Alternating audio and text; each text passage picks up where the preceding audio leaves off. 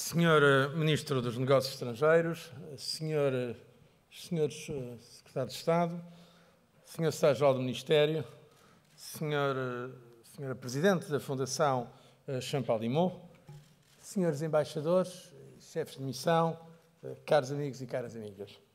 É com grande prazer que me associo a esta iniciativa do Ministério dos Negócios Estrangeiros, onde, como o Sr. Ministro dos Negócios Estrangeiros acaba de referir, também passei uma parte da minha vida, que eu considero, de facto, uma parte muito importante do meu percurso político e público, onde mantenho muitos amigos e onde fui testemunha privilegiada da grande qualidade, profissionalismo e patriotismo dos funcionários diplomáticos portugueses.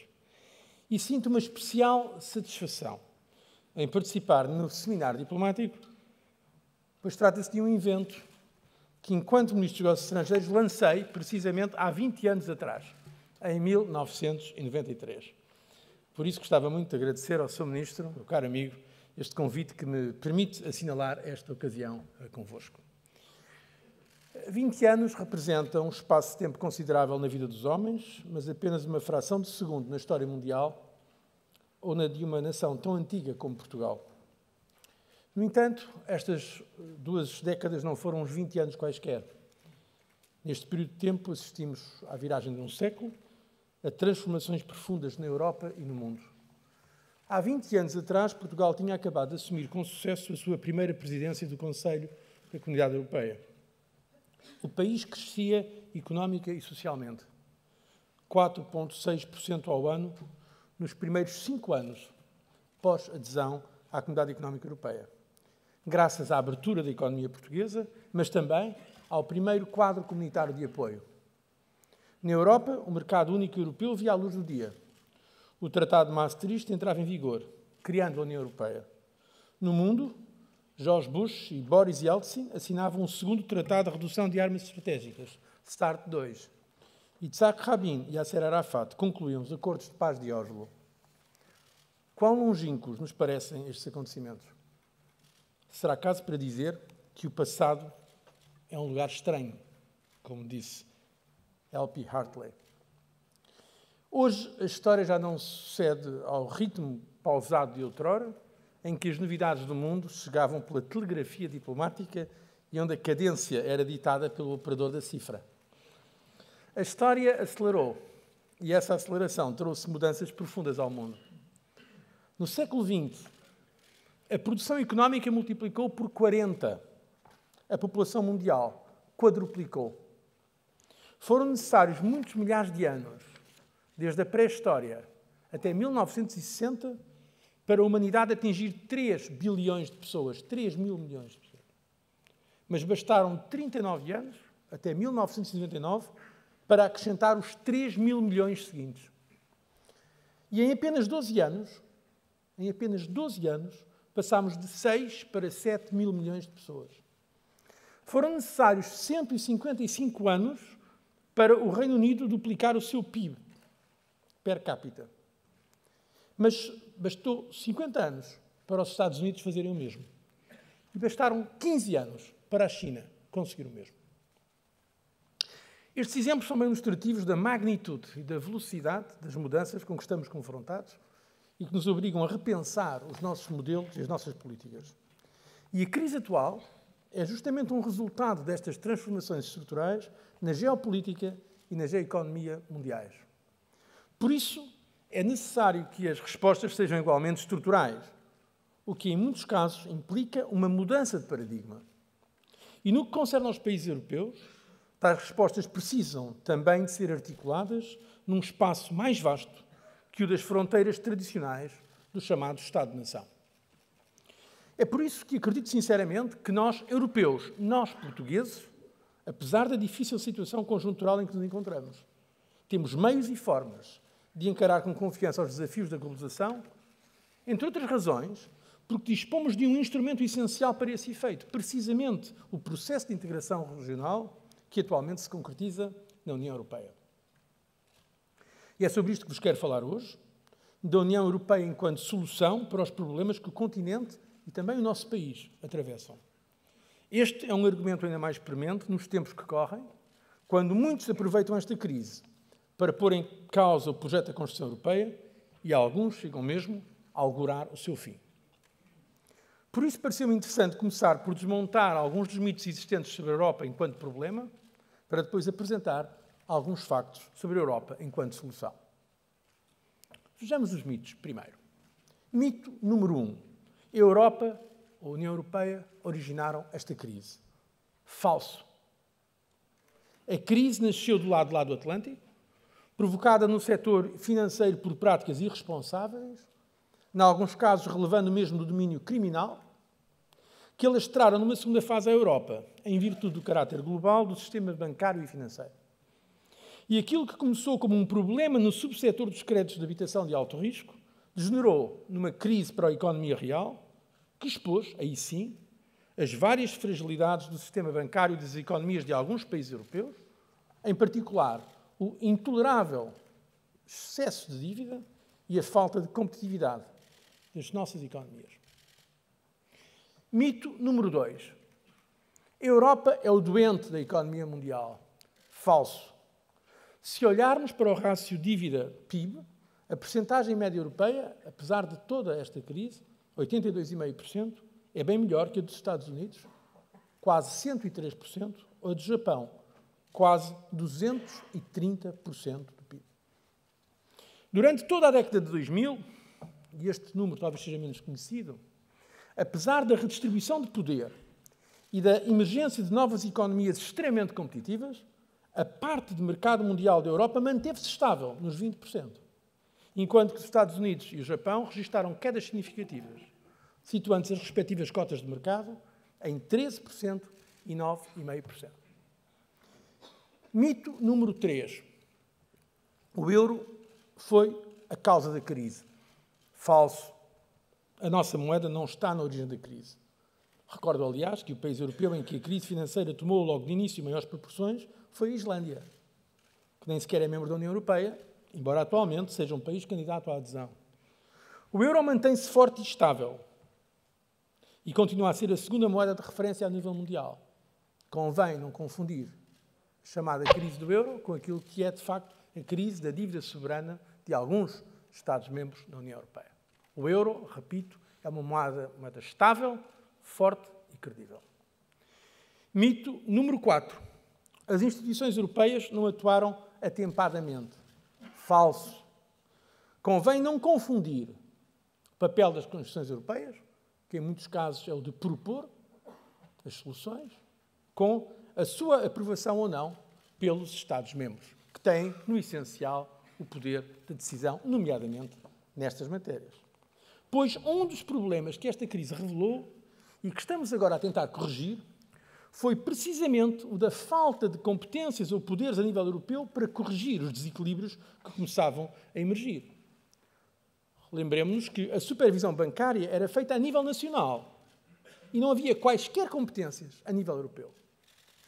Lembremos-nos que os mecanismos de aplicação do Pacto de Estabilidade e Crescimento eram fracos, em particular na parte preventiva. E se quisermos ver um exemplo mais concreto, lembremos-nos que os Estados-membros não aprovaram uma proposta que a Comissão apresentou logo no início do meu primeiro mandato para dar poderes adicionais ao Eurostat para investigar e colher dados diretamente sem passar pelos organismos de estatística nacionais, algo que, por exemplo, nos teria permitido identificar as graves irregularidades nas contas gregas. Mito número 5. A Europa não demonstrou solidariedade com os países em crise, ou noutra variação, que é muito corrente ouvir, é necessário um novo plano Marshall. Falso. Se tomarmos como exemplo a Grécia, e mesmo excluindo o novo plano recentemente aprovado para o país, a assistência europeia e internacional, e a grande parte da ajuda é, de facto, mesmo no campo internacional da Europa, visto que a União Europeia e os seus Estados-membros são, de longe, o maior contribuinte para o FMI, estava a dizer, a assistência europeia internacional, incluindo empréstimos, perdões de dívida privada, fundos do orçamento comunitário, totalizam 380 mil milhões de euros. Isto equivale a 177% do PIB grego, cerca de 34 mil euros por cidadão grego. Em comparação, Em comparação com estes 177% do PIB grego em ajuda, o Plano Marshall correspondia a cerca de 2,1% do PIB dos países apoiados. Mito número 6. A União Europeia ou a pertença ao euro está a impor austeridade aos Estados-membros e aos cidadãos. Falso. Com ou sem euro, com ou sem União Europeia, este tipo de políticas teria de ser necessariamente prosseguido. As políticas de redução dos déficits públicos são inevitáveis e têm de ser prosseguidas independentemente dos países integrarem a zona euro ou não, ainda que, obviamente, o seu ritmo dependa da saúde económica e financeira de cada país. Mesmo os países que não pertencem ao euro, nem estão vinculados ao equilíbrio orçamental pelo recente Tratado para a Estabilidade, Coordenação e Governação na UEM, estão a seguir políticas semelhantes. Mais uma vez, a prova de que o problema não é específico do euro. Veja-se um exemplo do Reino Unido, que adotou recentemente um dos orçamentos mais rigorosos da sua história. Aquilo que se chamaria, normalmente, um orçamento de verdadeira austeridade. E que não tem nada a ver, repito, nem com um programa de assistência financeira, nem com a pertença ao euro. E os exemplos podiam continuar. Estas explicações precisam de ser dadas, pois parece-me que muitas vezes há desconhecimento, há má informação.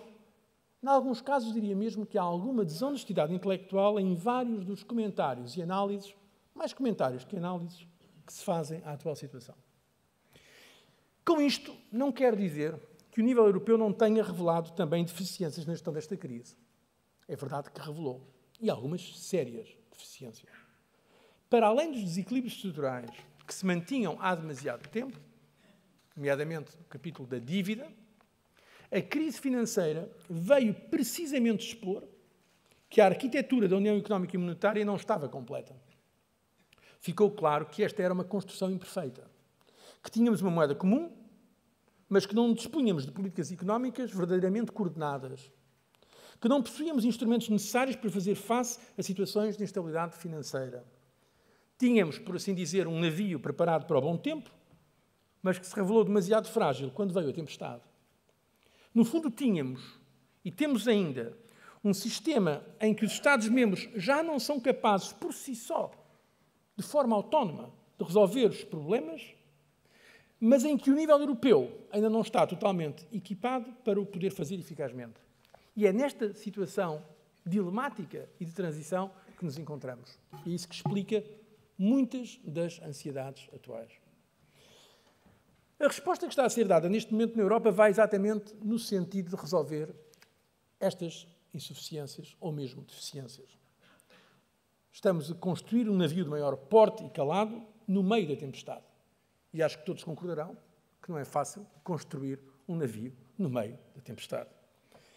É por isso que, se queremos regressar ao crescimento sustentável, pois, repito, aquilo que tenho muitas vezes dito, a solução está no crescimento, e o crescimento é o ponto essencial, se queremos voltar ao crescimento sustentável, são fundamentais ações, pelo menos em 3 níveis distintos. Nos Estados-membros, através de reformas estruturais que permitam equilibrar as contas públicas e aumentar a competitividade das suas economias. Na zona euro, através de medidas específicas que permitam melhorar a governação, a ação e a eficácia das políticas orçamentais dos diferentes países. E a nível dos 27, 28 Estados-membros, através do reforço dos mecanismos de responsabilidade e solidariedade, o que inclui o aprofundamento da União Económica e Monetária e progresso também no sentido de uma União Política, com maior escrutínio e controle democrático das novas funções atribuídas ao nível europeu. E embora o ritmo e a ambição das decisões sejam menores do que aquilo que a Comissão gostaria, permitam-me que o diga, no âmbito do Conselho Europeu, sou eu mesmo o primeiro a lembrar a urgência da ação e a necessidade de maior espírito comunitário, de maior ambição, de maior solidariedade, se bem que, como disse, a ambição e o ritmo sejam menores do que aquilo que a Comissão gostaria, temos também de perceber que o timing das democracias nunca será igual ao timing dos mercados. Prova disso foi o recente exemplo do penoso debate em torno do chamado precipício orçamental Fiscal Cliff nos Estados Unidos. Mais uma vez, ficou demonstrado que as discussões sobre despesas e receitas, redistribuição, contenção, nunca são fáceis, mesmo no interior de um mesmo país. Isso mesmo tem, aliás, sido revelado no debate existente dentro de alguns dos nossos países sobre solidariedade intrarregional e transferências de e para os governos centrais. É curioso verificar que, às vezes, alguns que reclamam mais solidariedade de Bruxelas não estão disponíveis para praticar a solidariedade dentro do seu próprio país. Aqui, como no plano europeu, seria sem dúvida muito positivo que houvesse maior coerência quando se discutem formas concretas de solidariedade. Mas apesar do ritmo lento no arranque, pois foi precisamente necessário consolidar a ideia que a solução só seria possível com políticas de responsabilidade e de solidariedade, a determinação europeia começa a produzir resultados. É por isso importante não desvalorizar o que já foi feito e os importantes passos dados. Foram aprovados programas de assistência financeira a 3 países, Grécia, Irlanda e Portugal. E, no caso de Espanha, um programa específico para o setor bancário. Foi criado um fundo de assistência, um mecanismo de estabilidade europeu, cuja capacidade financeira de intervenção na área do euro não é inferior à de toda a capacidade financeira do FMI para todo o mundo. Cerca de $1 trilhão, se incluirmos o que transita do IFSF. Adotou-se legislação importante que reforça os poderes das instâncias europeias, nomeadamente os poderes da Comissão, no controlo orçamental nacional. E o novo tratado, que reforça a disciplina orçamental, entrou anteontem em vigor. Lançou-se a primeira pedra da União Bancária, que a Comissão e eu próprio já vínhamos reclamando há algum tempo como indispensável. E foi, de facto, muito importante a adoção da proposta da Comissão para um supervisor comum do sistema financeiro na zona euro. Considero este acordo essencial, porque para além de nos ter permitido resolver uma das questões a que os chamados mercados atribuíam maior importância, criou talvez um modelo para futuras decisões no sentido de articular a necessidade de aprofundarmos a integração na zona euro, ao mesmo tempo que mantemos a integridade da União Europeia a 27 ou 28 Estados-membros. O Banco Central Europeu anunciou o seu programa Outright Monetary Transactions, que prevê a intervenção ilimitada no mercado secundário da dívida soberana, caso seja necessário, e de acordo com determinadas condições. E estamos a dar passos para aprofundar a União Económica e Monetária, na linha do chamado relatório dos 4 presidentes, o Presidente do Conselho Europeu, o Presidente da Comissão Europeia e os Presidentes do Banco Central e do Eurogrupo. Exercício para o qual a Comissão Europeia apresentou de modo mais detalhado as suas ideias e propostas no chamado Blueprint, adotado em novembro passado. E os Estados mais vulneráveis continuam também a cumprir os seus programas de ajustamento com alguns indicadores positivos, apesar de todas as razões de preocupação que se mantêm em alguns casos. A Grécia está a implementar agora as reformas de forma decisiva. O segundo programa começou a ser financiado. Quero sublinhar este ponto, porque, como devem saber, aqui há um ano, a maioria esmagadora dos analistas e comentadores previa não apenas o default da Grécia, mas a saída do euro durante o ano de 2012. Enganaram-se. E convinha que ao menos o reconhecessem. Na Irlanda, as taxas de juros de longo e curto prazo já estão abaixo desde alguns países que não requereram programas de assistência. Permitam-me um comentário talvez um pouco pessoal. Quando sigo o debate português, vejo que se fala muito da Grécia. Fala-se pouco da Irlanda. A economia irlandesa vai ter crescimento positivo já este ano. A taxa de desemprego continua elevada, mas a balança de transações correntes passou para um excedente. E no caso português, os juros da dívida a curto e longo prazo caíram de forma significativa. Por exemplo, as taxas de juros de longo prazo desceram de cerca de 20% para um valor inferior a 7%. A balança comercial equilibra-se progressivamente. De acordo com os dados do Banco de Portugal e do INE, o país está pela primeira vez desde há muitos anos em situação de equilíbrio comercial. E as reformas e estes resultados positivos são reconhecidos externamente, contribuindo para a credibilidade do país nos planos europeu e mundial. Por exemplo, no último relatório do Banco Mundial, Doing Business, Portugal subiu da 48ª para a 30ª posição. No entanto, é verdade que, quer em Portugal, quer em muitos outros países, estes resultados e estes esforços não se traduzem em melhorias no cotidiano das pessoas de forma imediata. Este ano, vamos assistir ainda a uma ligeira contração no PIB europeu de 0,3%. Para o ano, as previsões da Comissão Europeia são de um ligeiro aumento de 0,4%. Como sabem, é difícil, em situações de grande fluidez e instabilidade financeira, fazer previsões adequadas. Mas aqui ficam elas. Os níveis de desemprego vão, infelizmente, manter-se elevados. A contração na economia provocada pelas medidas de consolidação era inevitável. Os programas de ajustamento têm um efeito recessivo no curto prazo, mas criam as condições para um crescimento mais sólido e sustentável no médio e longo prazos. Não um crescimento artificial, como aquele que tivemos muito tempo, estimulado pela emissão da dívida pública ou pelo crédito fácil, mas um crescimento alicerçado em bases sólidas. Um crescimento no quadro de uma economia mais competitiva. E verdadeiramente essencial, e este ponto deve ser sublinhado, é a retoma da confiança. Sem ela não há hipótese de investimento. Sem investimento, o crescimento não será mais do que uma miragem.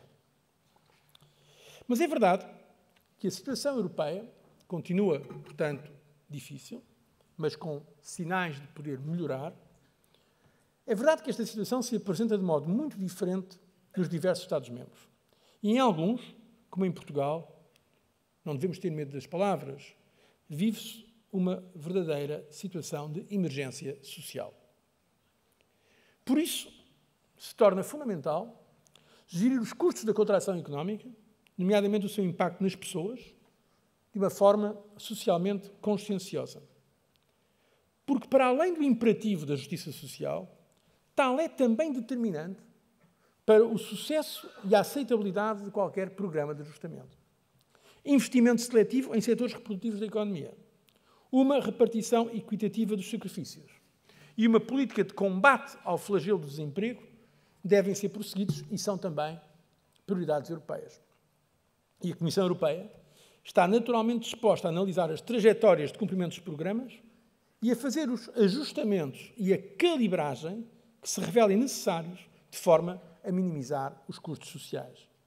Recordo que já foi dado um ano adicional para o país atingir os objetivos de redução do déficit, suavizando assim o ritmo de ajustamento para 2012 e 2013. Para além destes aspectos, há uma questão política essencial que nós podemos partilhar convosco, até porque estamos a fazer a comparação com o que se passa noutros países europeus. O sucesso dos programas de ajustamento requer que estes tenham condições políticas e sociais de sustentabilidade, o que implica sensatez nas decisões a tomar e na maneira de as comunicar. Sensatez pode e deve ir de mãos dadas com determinação. Estabelecer compromissos onde eles são necessários e uma permanente procura de consensos, quer entre as principais instituições e forças políticas, quer entre os parceiros sociais. Repito, estas são condições essenciais para o êxito de um programa. Condições políticas e sociais. E estas atitudes são tão mais necessárias quanto o sucesso dos programas passa por uma execução rápida. O chamado front-loading do ajustamento tem mais probabilidade de êxito do que uma implementação protelada. Voltemos a ver o caso da Grécia, que já vai no 6º ano de recessão. Mas o que falhou foi a implementação do programa, pois tratou-se de uma implementação hesitante e parcial, ou, por vezes, temos de ser verdadeiros, uma não implementação. Por exemplo, em matéria de reformas estruturais ou de privatizações, não houve implementação no início do programa. As autoridades gregas concentraram-se apenas na parte orçamental. Mas, para além dos problemas de implementação ou de não implementação do programa, tivemos a crise política permanente, uma ameaça de referendo sobre o euro, 2 eleições, coligações extremamente instáveis. Só com o atual governo, desde o verão, é que a Grécia está outra vez a ganhar a confiança dos parceiros. No plano mais geral europeu, o objetivo é reformar a economia social de mercado para melhor a preservar e fazermos face às exigências de um mundo muito mais competitivo. Há quem diga que o modelo social europeu morreu. Não é a nossa opinião, não é a minha opinião, nem a da Comissão Europeia. E penso que devemos fazer tudo o que pudermos para mantermos a nossa economia social de mercado. Ao mesmo tempo, temos de reconhecer que, num contexto muito mais competitivo, Reformas são indispensáveis se queremos manter o essencial, o chamado estado de bem-estar, nomeadamente quando temos uma pressão concorrencial tão grande como aquela que enfrentamos. Penso também que as reformas e a responsabilidade demonstradas a nível nacional devem ser acompanhadas por maior solidariedade a nível europeu. Responsabilidade e solidariedade são duas faces da mesma moeda. É por isto que me tenho batido a nível europeu, por um projeto reformista e solidário. E esta é a política da Comissão Europeia. Uma política de solidariedade e de responsabilidade. A solidariedade deve traduzir-se necessariamente nos programas de assistência aos países em dificuldades, mas também num quadro financeiro que permita um maior investimento nas áreas de futuro, como a ciência, a educação e a investigação. E aqui uma referência especial ao facto de, pela primeira vez, me encontrar neste magnífico auditório da Fundação Champalimau, uma instituição portuguesa de ciência e de investigação que em tão pouco tempo já alcançou merecido reconhecimento europeu e internacional. Estava dizendo, maior investimento nas áreas de futuro como a ciência, a educação e a investigação. Investimento também na coesão social e territorial, como um dos princípios de base da nossa União. Solidariedade, que reforça os programas lançados pela Comissão Europeia. Eu tenho a honra de ter lançado este próprio programa, que foi o Fundo de Ajustamento à Globalização, que apoia a reinserção de trabalhadores despedidos. O Programa de Ajuda Alimentar aos Mais Desfavorecidos, que tem sido um importante apoio para os bancos alimentares nacionais e que, infelizmente, alguns governos estão agora a pôr em causa. Ou a Garantia Jovem, que deverá permitir a todos os jovens até aos 25 anos receber uma oferta de emprego ou de continuação de estudos através ou de contratos de aprendizagem ou de estágio profissional. E isto no prazo de 4 meses após terem terminado o ensino ou terem ficado desempregados. Em parte cofinanciado pelo Fundo Social Europeu. A verdade é que, por vezes, não vejo por parte dos governos europeus este indispensável compromisso com a dimensão da solidariedade e com o apoio ao investimento. Investimento essencial para o crescimento. Disso é prova a recente discussão, aliás ainda em curso, em torno do futuro quadro financeiro plurianual da União. Ora, não se pode defender simultaneamente o crescimento e travar as possibilidades desse crescimento através de um orçamento pouco ambicioso, um orçamento que, na realidade, limita o investimento público. Existe, de resto, um desequilíbrio entre as competências que têm vindo a ser atribuídas ao plano comunitário no que respeita aos instrumentos de controle e disciplina e as mesmas competências no que diz respeito a instrumentos de coesão e solidariedade. É necessário que também estes instrumentos de solidariedade sejam reforçados a nível europeu para que o próprio projeto europeu mantenha o apoio indispensável. Os líderes dos países europeus não se podem admirar com a quebra no apoio ao projeto europeu se apenas externalizam competências disciplinadoras ou punitivas, ou se mantém uma lógica de nacionalizar os êxitos e europeizar os fracassos. A Europa, tenho dito vezes sem conta, somos todos nós. A Europa não é apenas Bruxelas ou Estrasburgo. Meus senhores, caros amigos e caras amigas, apesar das críticas e insuficiências, a Europa tem sido um fator de estabilidade e coesão. E é necessário continuar a aprofundar a sua construção. Digo não apenas por dever de ofício ou por profissão de fé, digo porque estou realmente convicto que o projeto europeu é a solução para muitos dos problemas com que as nossas sociedades atualmente se confrontam. Digo também pela análise dos factos, pela observação das tendências, pela constatação das realidades. Passemos então brevemente a factos e a realidades da Europa como solução. Facto número 1. A interdependência entre os Estados-membros da União Europeia é fortíssima. O mercado interno é um dos maiores trunfos de cada um dos países da União Europeia. Alguns exemplos. Antes da crise, Espanha exportava para Portugal mais do dobro do que vendia a todos os países da América Latina juntos. O Reino Unido exporta mais para a Irlanda do que para todos os BRICS. Eu digo isto porque, por vezes, muitos dos analistas, nomeadamente analistas fora da Europa, tendem a subestimar o nível de interdependência que existe na União Europeia. Isto talvez explique alguns dos erros de análise e de previsão que fizeram. Facto número 2. Num mundo de gigantes, a dimensão conta.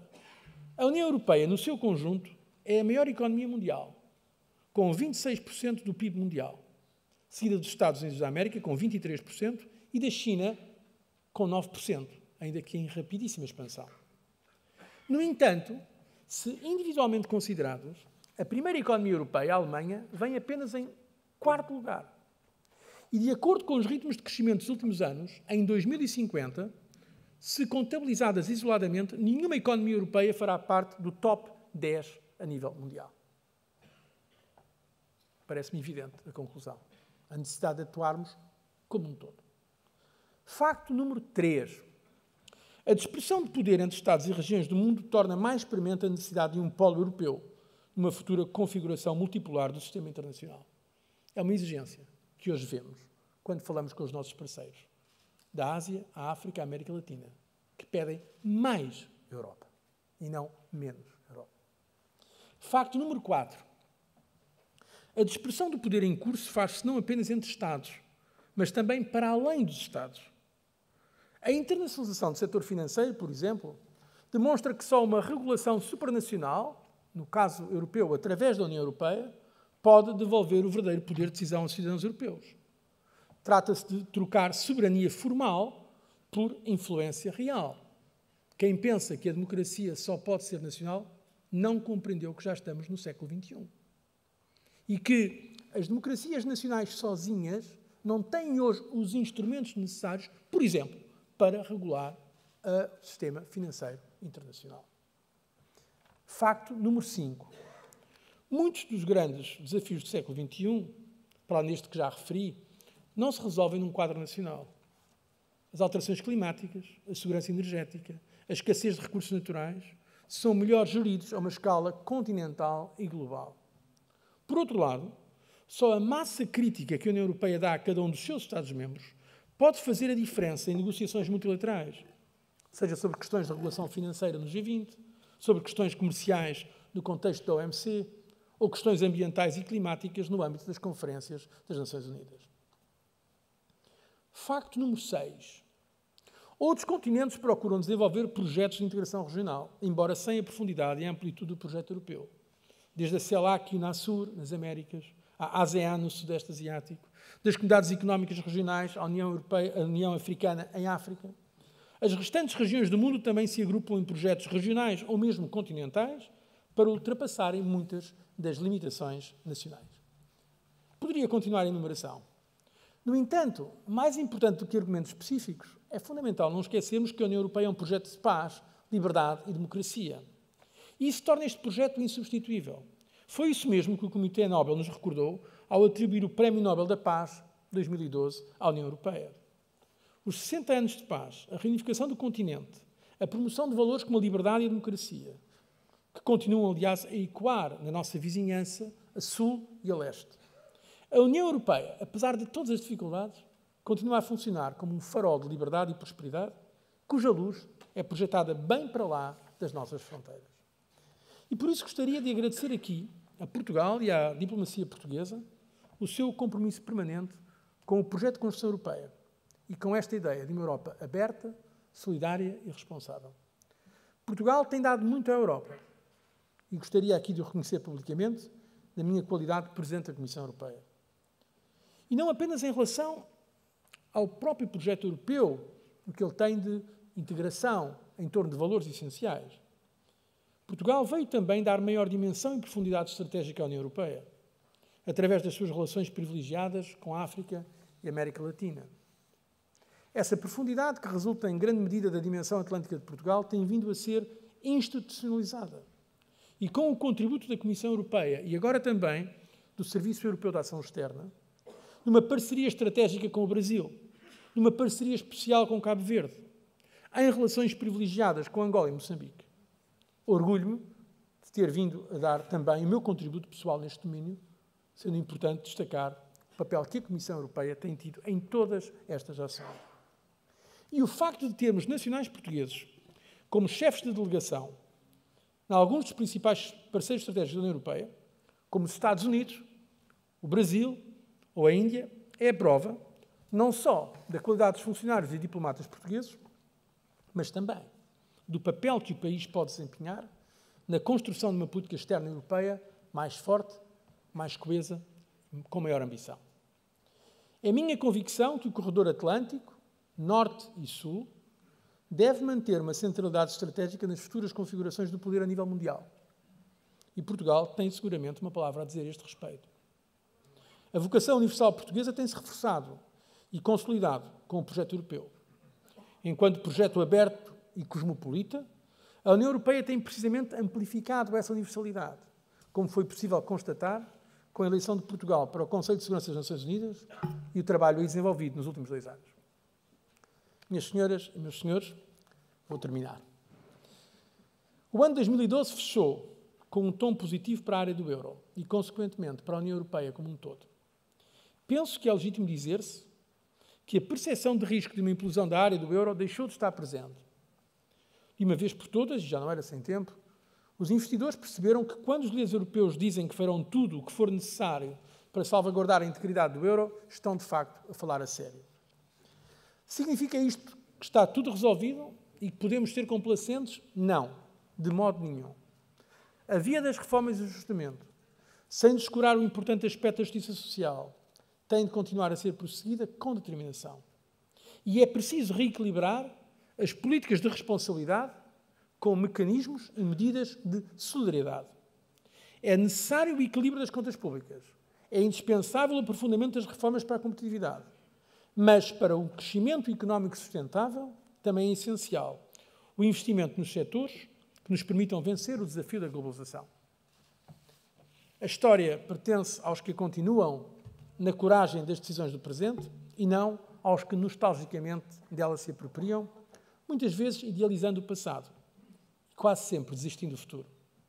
Por isso queria terminar dizendo que conto com Portugal, com o seu governo, com a sua diplomacia, para continuar a fazer avançar a história europeia, cujos melhores capítulos, estou pessoalmente convencido disso, estão ainda para ser escritos.